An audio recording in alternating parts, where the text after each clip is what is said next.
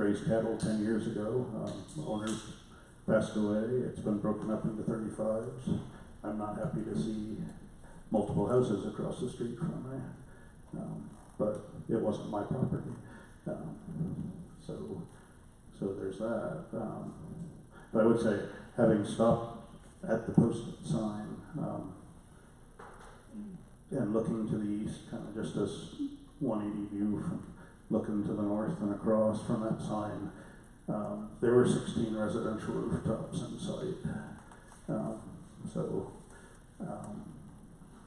When we talk about radical change, a proposal to rezone that would allow potentially 3 more isn't tremendously radical for somebody passing by. And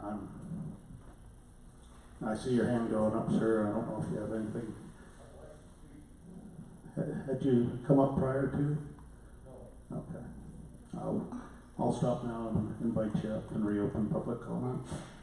So you can come on up, sir.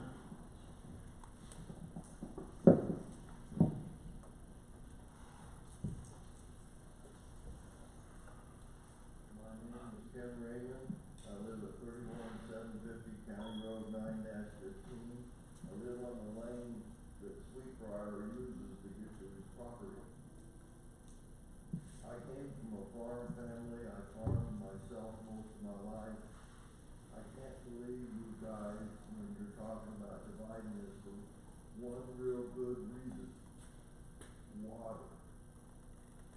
If you had a ranch before, you know as well as I do, there's going to be 3 wells instead of 1. We're not going to get any more water. It doesn't just come to us.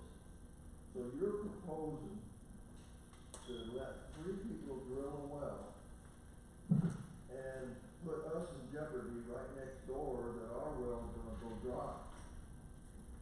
Also, you guys watch the 10 o'clock news? Do you? Yes. The people are tired of the government jamming stuff down our throat.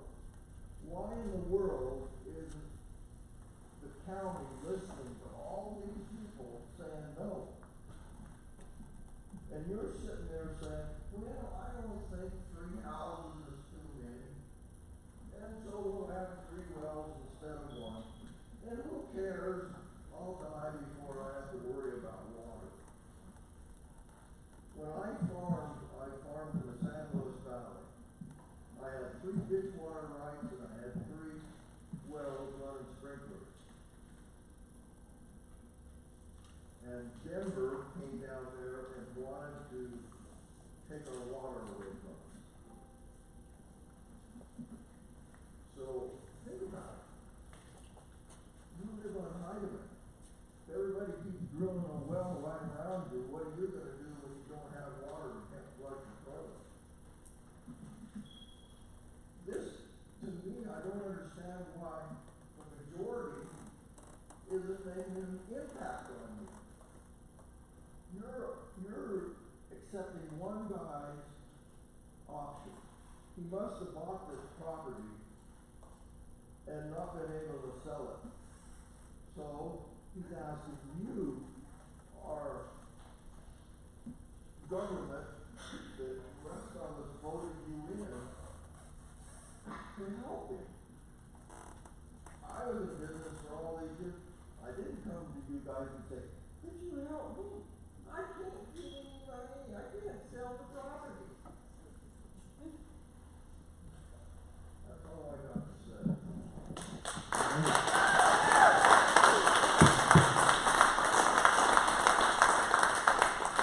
All right.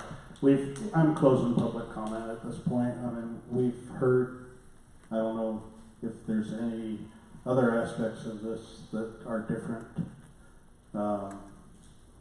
One, I'm going to speak for all 3 of us. We take these very seriously. And for folks to walk in and think that we've, made up our mind before a hearing happens is wrong. To think that we're taking sides in this is wrong. To think that we make any of these decisions very lightly is wrong. if you actually believed that we aren't considering everything we hear prior to making a decision, then I don't know why anybody would be participating in this. You know, I understand you're angry, and quite honestly, being angry at somebody who's coming forward with a proposal that may or may not be accepted is probably not the right approach. You know, he's a property owner. Right now, every property owner sitting on agricultural zone property can build a second home on their house if they so choose. You know, I'm not, you know, going to take a poll and ask people to give up their right to do something on their property that they already have. There's a gentleman that, I don't know whether he bought the property was passed on to him, I didn't quite catch the details of that, but he's the property owner now, and he has a right to ask if he can do something different with the property. That doesn't mean that that right is, you know, that it's an automatic right. There is a reason why we're having the public hearing. So, anyway.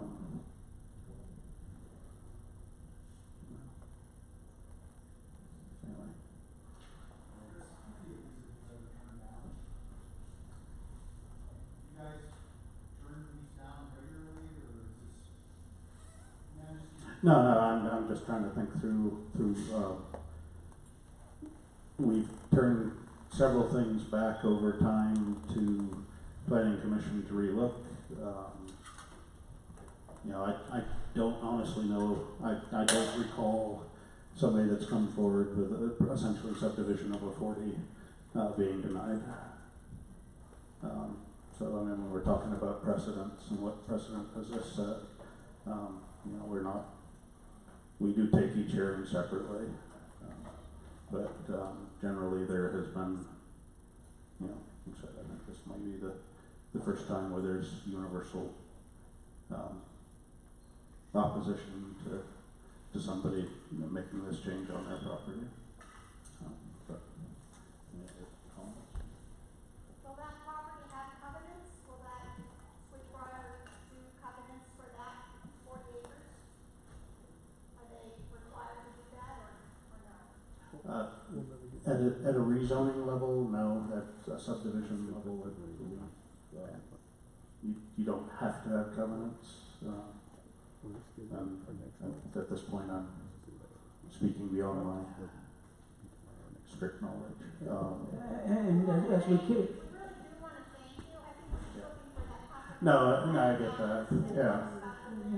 one of the things we've got to remember is we're not approving 3, we're approving, if we vote yes, 2.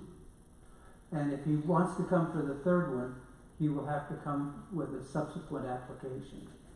Actually, at this point, all we have before us is a rezoning. There's no subdivision being requested under this application.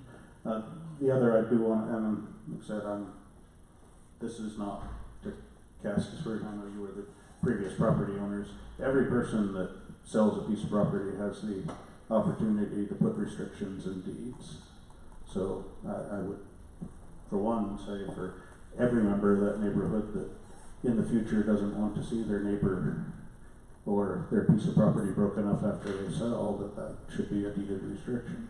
And that can be put in, and it's perpetual. Yeah, just another add to your question. I would, and I'm going to defer to Christina there, but I would say less than half of the people that come with these, with what's called a pre-app meeting, actually go through the whole process because they find out it's too burdensome to finish that. Is that overstated, Christine? Not necessarily. I mean, we do have a large number, I don't know the exact percentage, but we do have a large number of those that come through pre-act and decide that they don't want to go through the process. It's going to cost too much, take too much time, be more hassle than they want to go through. So there are a substantial amount of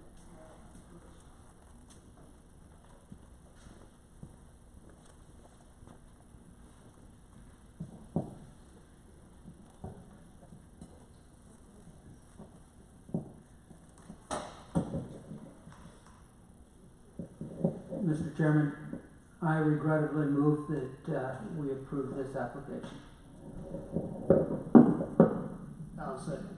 Okay. The motion and a second. Do we have any other discussion? All right. Yeah.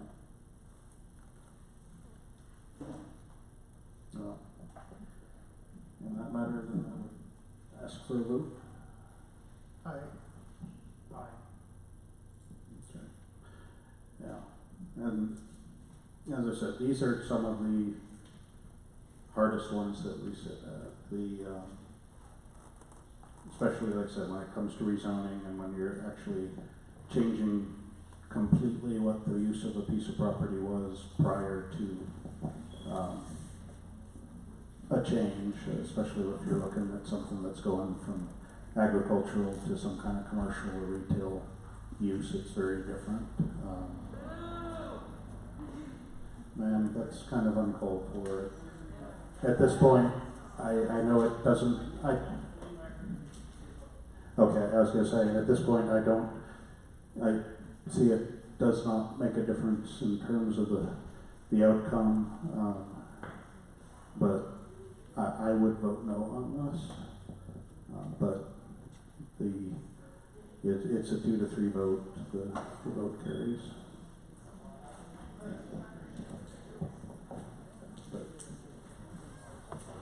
Yeah. And we're going to do a 10-minute recess before we move on to the next hearing.